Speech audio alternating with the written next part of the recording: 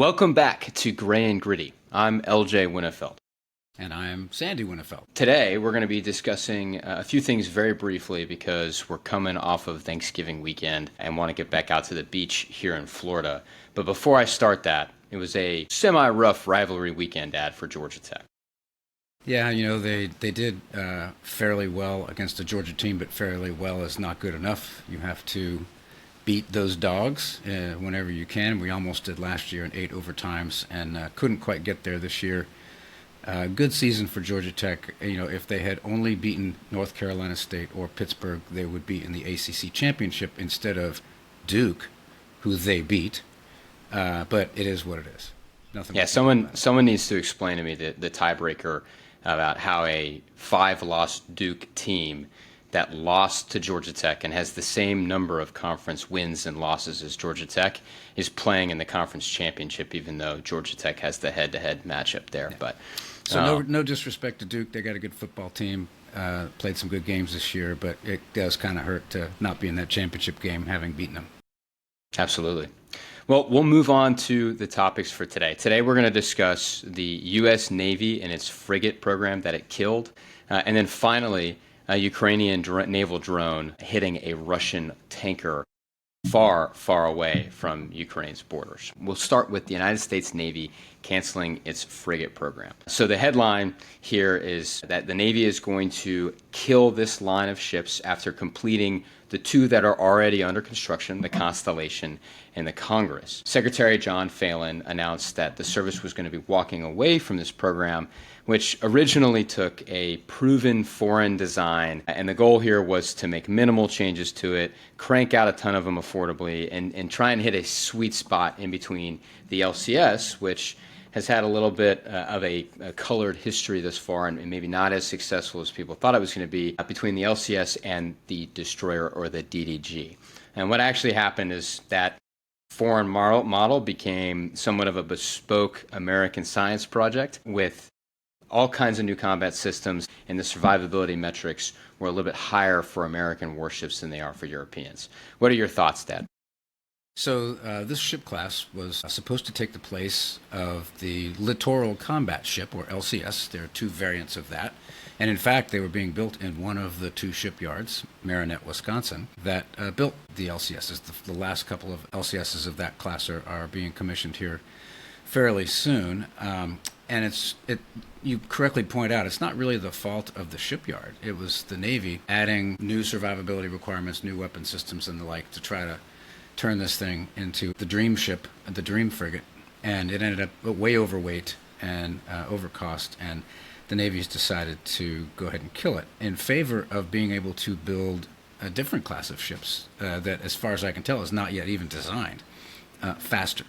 So they still want to keep that shipyard as part of this very vital shipbuilding industrial base.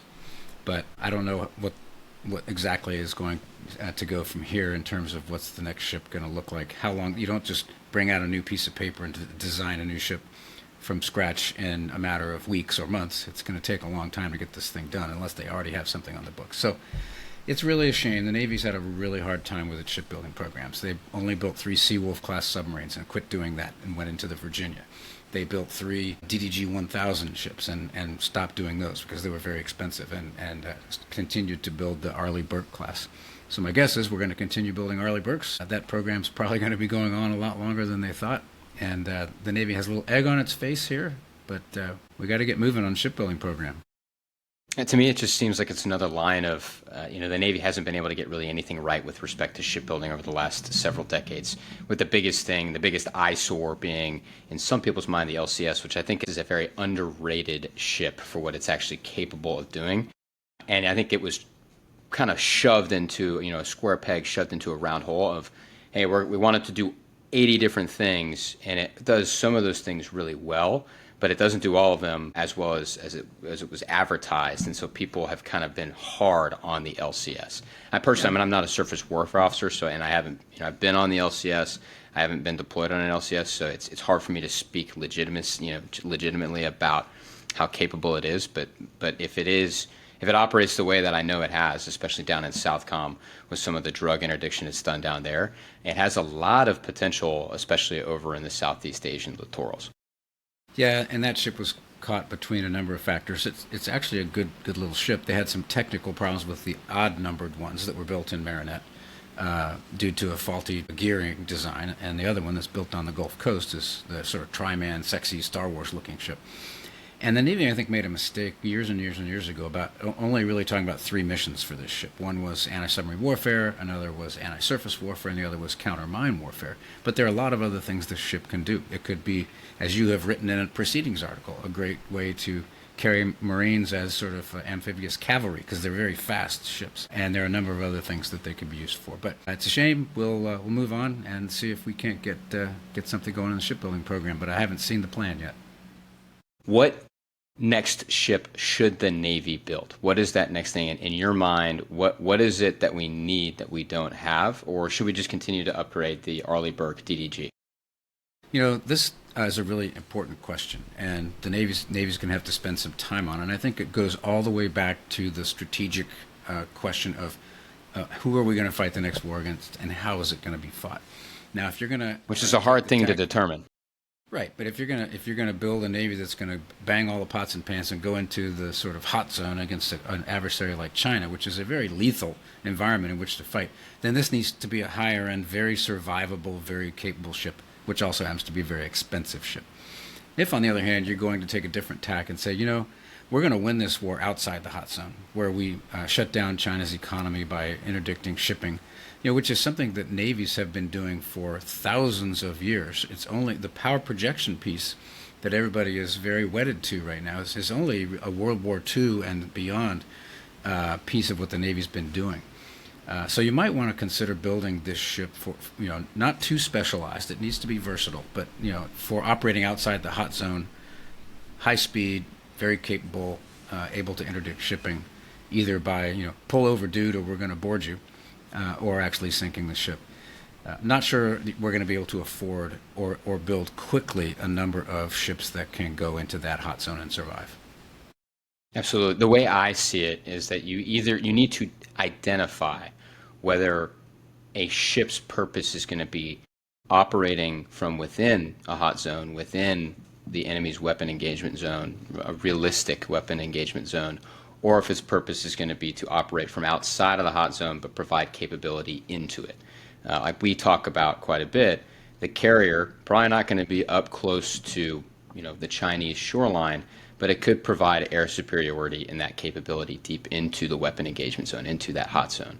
Now, I think there's a need for both inside and outside, like you talk about, but that needs to be identified early, and the requirements piece, and trying to take a ship that is designed to operate under a weapon engagement threshold inside of the hot zone and try to make it do stuff outside of that hot zone is going to cause more of this failure, more of this, hey, this ship is not living up to the expectations.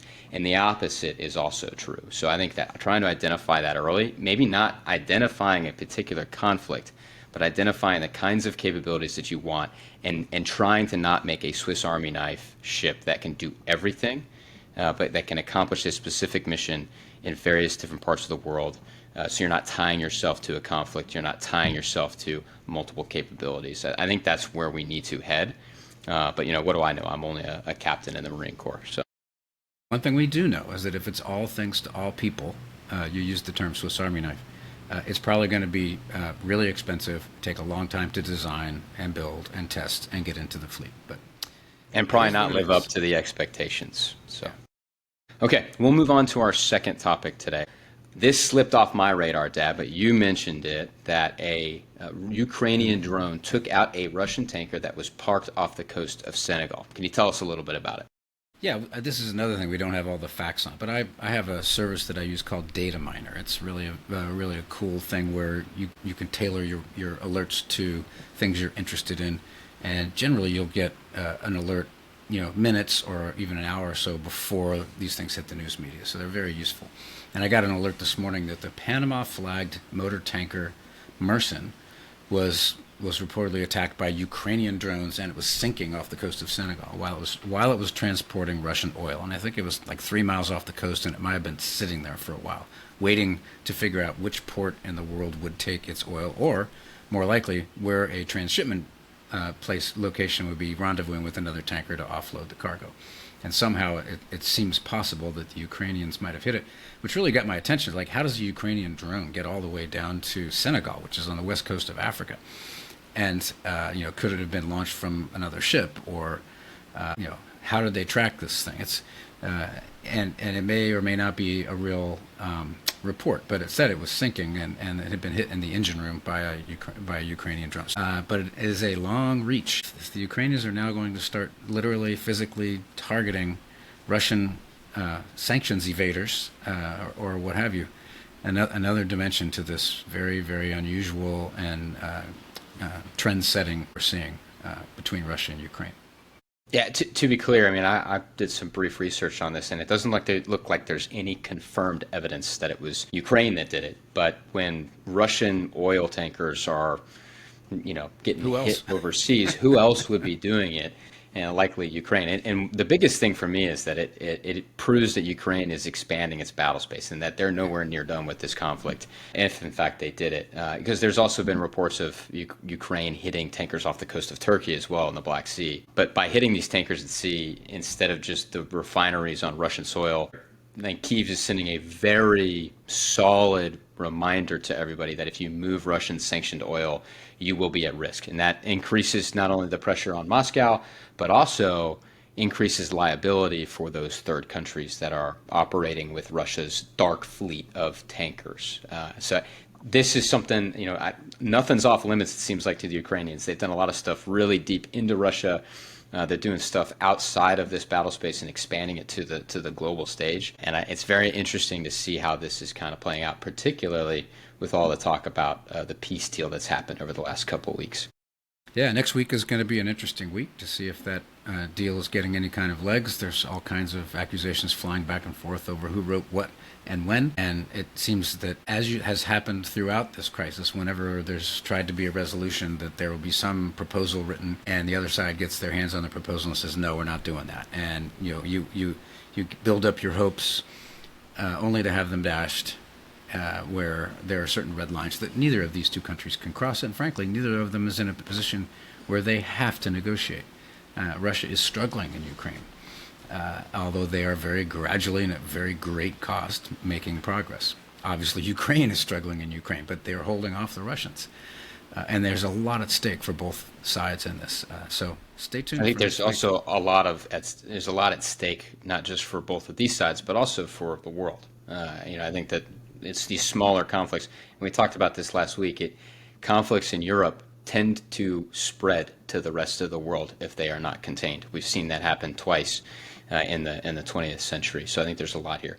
One more thing I do want to touch on is there's a connection here between this last topic and our first topic, because if it was an unmanned drone that Ukraine was using, this is something that the United States and our Navy can kind of start to look at as well, as we move towards either another ship or other capabilities to operate within a hot zone that don't necessarily require manned ships. So the Ukrainian Navy has these Sea Baby drones that are very cheap compared to a missile or a submarine or a destroyer or a frigate.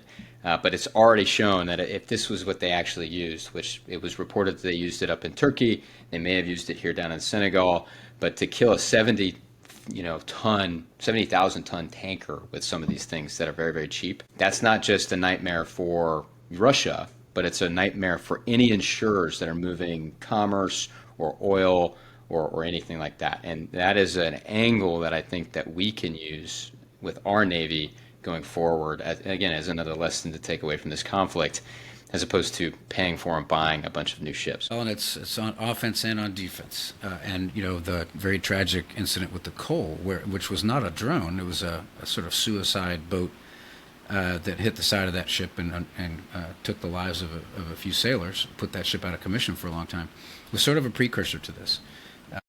Conventional attacks on both naval and civilian ships, both at sea and in port. People are, and look at what was happening off the coast of Yemen with drone attacks and ballistic missile attacks against ships. It's a completely different Great point. World out there, and you got to be able to do it to somebody, but you also have to be able to defend against it. So. Absolutely. All right. Well, I think that's all we have for this week. Again, a shortened week because we're just coming off of Thanksgiving. If you're new here to Gray and Gritty, this is where we try to make sense of geopolitics, national security, and leadership and bring it to you in an apolitical manner. Thank you for listening. And if you found this useful, please share this episode, leave a review, send us questions and feedback, and we might tackle those on a future show. And yeah, check out an article that eminent Harvard historian Graham Allison and I just had in Foreign Affairs about the both miracle of the peace that relative peace we've enjoyed since World War II, but also the potential unraveling of the international system that has kept that peace. We've gotten some good reviews on that article, so I'd love to see you get your hands on it and read it. And I think you can access that article for free without having to actually pay for a Foreign Affairs subscription. So, okay, awesome. See you next week. Yep. See you next week.